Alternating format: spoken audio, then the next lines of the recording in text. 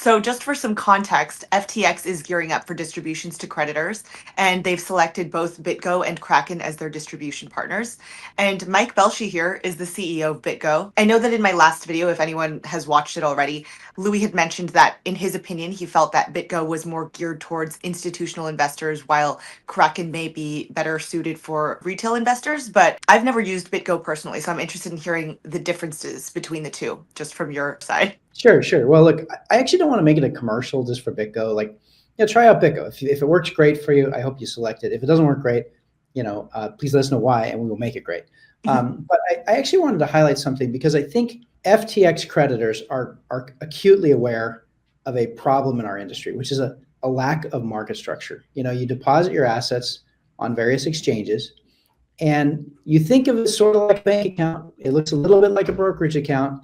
What protections do you have in play? What is it? So look, BitGo's been around since 2013. If you don't know us, we started out, we're the pioneers of multi-sig.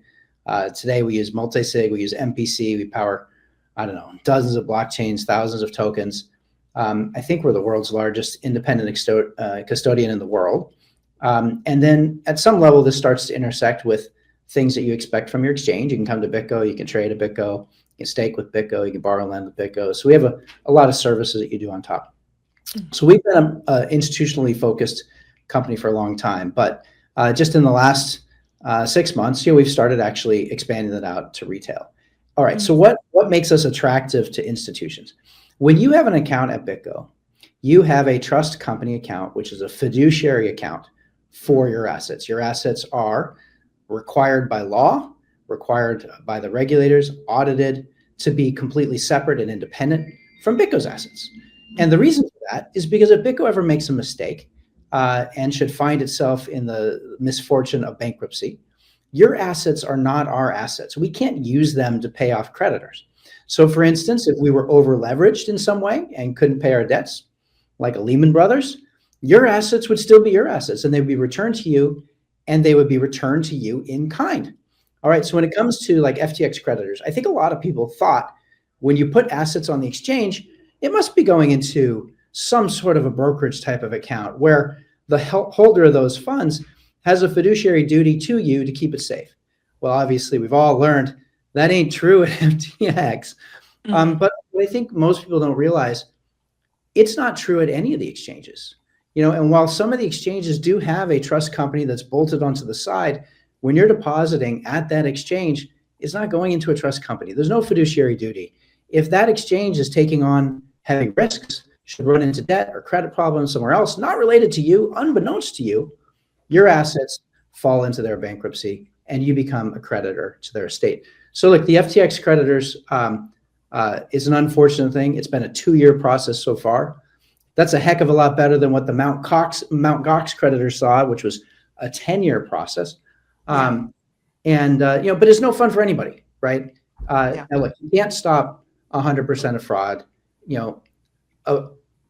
Crypto will get there better than the banking system will. We all remember Bernie Madoff, another massive fraud, right? But the fraud that was perpetrated by a Sam Bankman-Fried is the simplest of fraud. All we had to do was make sure the money was there. So absolutely, if you had FTX connected to BitGo with all the FTX clients as inside of an individual fiduciary protected trust account, there is no way Sam Bankman-Fried could have perpetrated this fraud.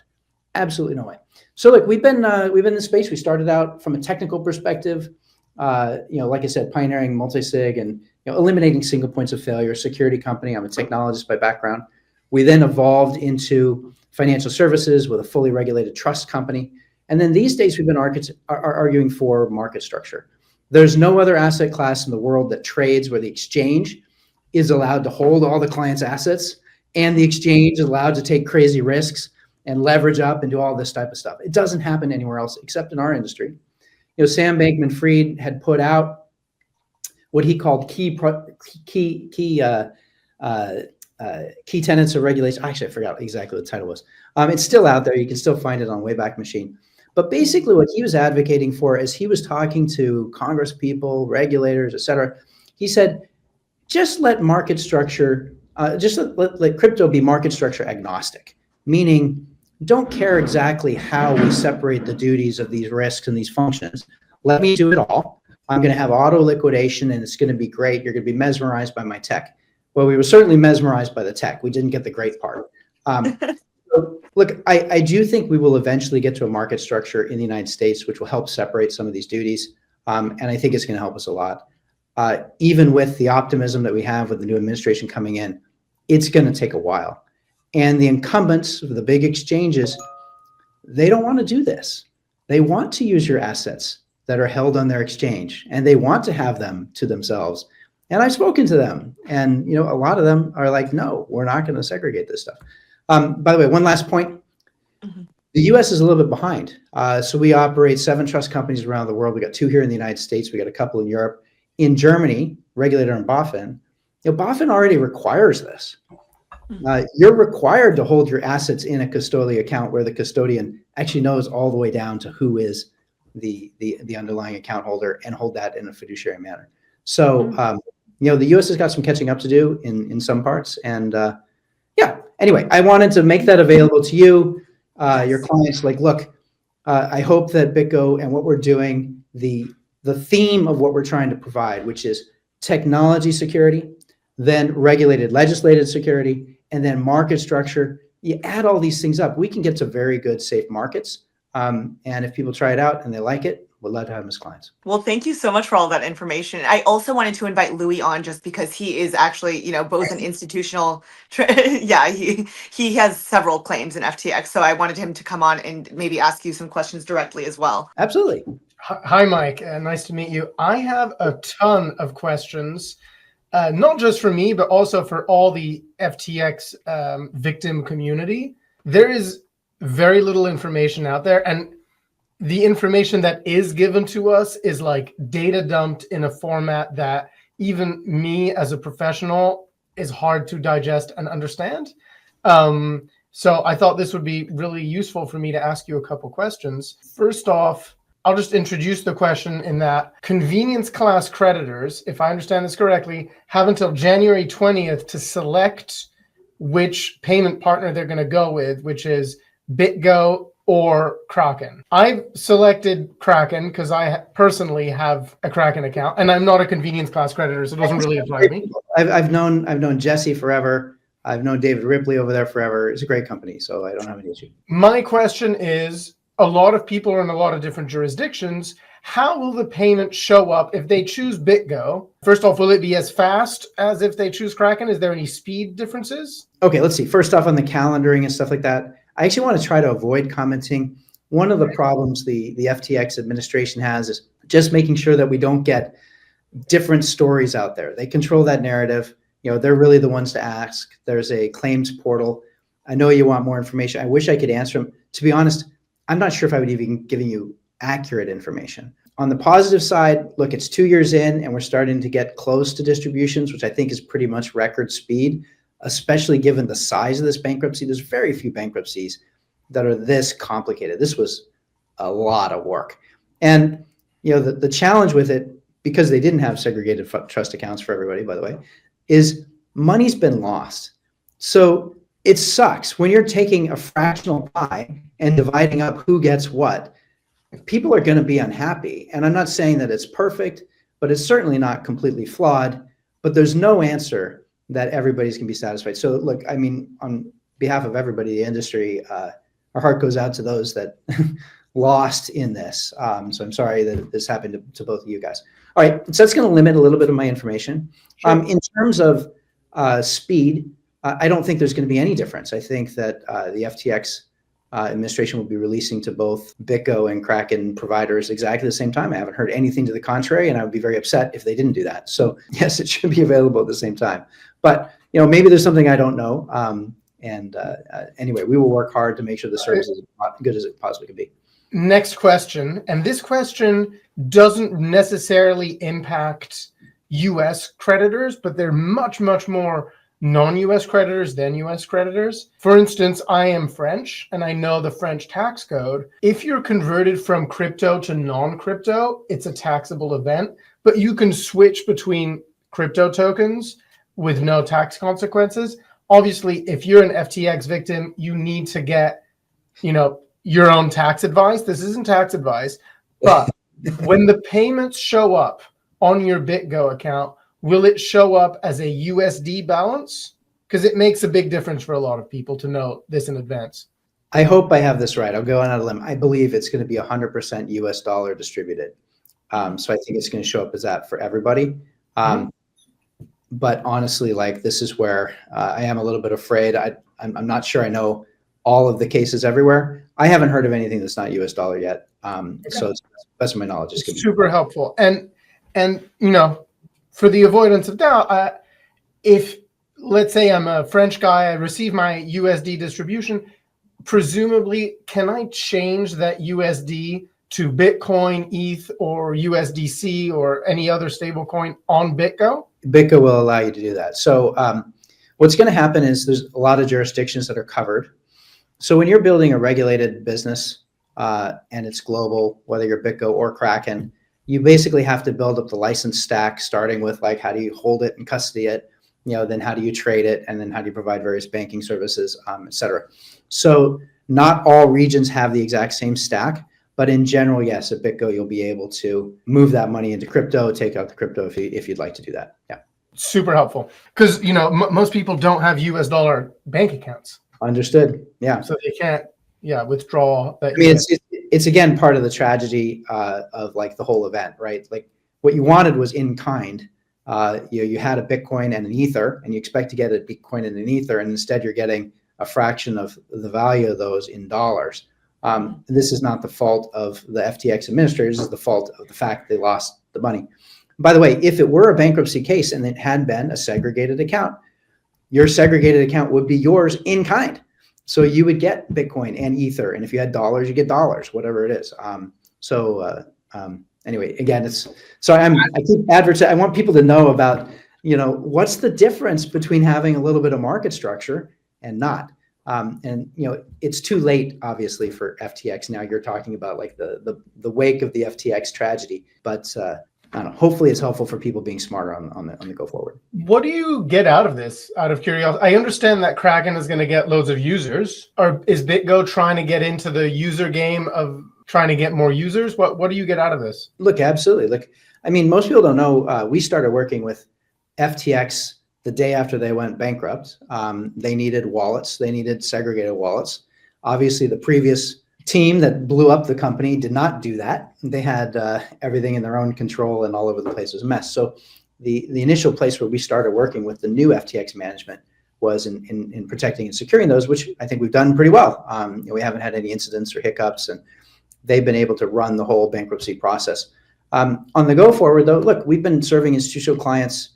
All of the FTX institutional folks are coming over to BitGo. On the retail side, we offered to help on that angle as well. And yes, we are offering a full complement of retail services on the go forward, just like we've done with institutions. So a few areas where we're still building up the regulatory structure, which we have to do. But we think it's high time that retail have access to the same protections that institutions have had. This is a pretty good message. And like, on another note, I'm one of the larger creditors in FTX. I have a lot of accounts in FTX to deal with, and I've been dealing with your team at BitGo. Just before getting on this call, I was talking to BitGo, and it's been going great. I'm really happy. I thought you were going to go the other way. I was braced. But well, someone's answering my questions, and someone is requesting docs from me, etc., for KYC. That's fine, and I am very pleased that I'm talking to someone, because most victims of FTX, and you wouldn't know this, Mike, unless you're also an FTX victim, but there is no one to talk to. You're just in front of a big blank. And even me, I have no one to talk to. I'm just screaming at my screen, trying to understand what's happening. And thanks to Tiffany, we've been able to, share my screaming. But it is a big relief for a lot of victims, at least, to be able to know when and where they're going to get their money. They're not going to know when, but at least they're going to know where if they pick either BitGo or Kraken. I think those are both good choices. Hey, it's me, Tiff, and in case you've never heard of me before, I've been independently covering fraud and bankruptcies in the crypto space. Because of this, I know a lot of people who follow me or might recognize me were once customers of FTX. Well, that's where FTX Creditor comes in. FTX Creditor will buy your FTX bankruptcy claim and pay you immediately in USDC. FTX Creditor has actually bought more FTX claims than all of the other claims buyers combined. FTX Creditor even buys small claims as low as $1,800, all the way up to claims as large as $10 million. So if you're interested in selling your FTX claim for immediate liquidity or in selling your Voyager, BlockFi, or Celsius stub, you can go to ftxcreditor.com or contact them on Telegram at @FTXCreditor or on X at @FTXCreditor_com. Yeah, I think we're getting on the right track. For the institutional folks out there, look, there's a higher level of demand for service. We've called it white glove service for a long time. I think we usually do a pretty decent job. Everybody has fumbles from time to time. But we work hard on keeping the clients happy and giving them good service. So on the institutional side, it's a lot easier. It's a relatively small number. We've got several thousand clients today. All the FTX guys are coming in. That's adding a little bit, but this is very manageable. And then on the retail side, it's a much harder problem. All of a sudden, thousands turns into hundreds of thousands, and then millions of users, and keeping up with that scale. So that's part of what we've been working on, in order to make sure that we're ready for handling retail type traffic. So far, I think it's going pretty well. The other thing that we try to do is just a heavy amount of, automation. I know it isn't helpful when you got these kind of bespoke questions like what happens out of the FTX process. But we try to put everything on platform and make the user experience be as simple as possible. Kraken's been doing this for a long time, Coinbase as well. Louis, do you have any more questions? Honestly, so I don't actually have FTX claims. I've been covering it, but since Louis is actually a creditor, do you have any further questions, or how do you feel? Not really. I mean, I unofficially, I still, you can look on the trading side. Just a little thing that's different. So we're not an exchange, right? So when you go to an exchange, you're facing the order book that's on that exchange. When you go to BitGo, you're connected to a bunch of market makers, the same ones that the institutions face. You're also connected to a bunch of exchanges. And what we're doing is we're getting you the best price wherever it may be. So, there's a whole bunch of guys out there, high frequency traders. All they do is seek out arbitrage all day long, right? And it's by having accounts on all the exchanges. Retail users typically pick one exchange and they get whatever the price is on that exchange. And this is why exchanges kind of lend themselves to monopolies. You see those that have the most sellers end up being the ones that have the most buyers, and vice versa. Liquidity begets liquidity. When you're trading at BitGo, you're trading against all of them at the same time. You just get whatever's the best price. The reason we did this, of course, initially is because we're providing really deep liquidity. So remember, the institutions, they're trading much larger slugs of an asset. They might be trying to move, 25 million at a time. Obviously, that's outside of retail. Retail doesn't notice as much of a difference. But retail is more sensitive to smaller dollar amounts, right? So some people, $50 in trading fees can mean a lot. So anyway, with BitGo, you get access to all of those. You don't have to think about it. It's very much a broker type of thing. On the other hand, if you're into the advanced trading skills, look, Kraken's got like a whole thing for all kinds of different order types. We've got basics, we've got market orders, limit orders, TWAPs. But it's really more of a brokerage type feel, whereas with an exchange, you're going to get the full blown thing if you want to use that. Yeah, people I think are more concerned with just getting their money. Well, on that front, we'll do you just fine. We can get you in and out of stables if you want to use stable coins. If you want to convert it into crypto, you can convert it into crypto. If you want a wire, we can get you a wire. So you can kind of get all those choices. Thank you very much. Well, thank you also.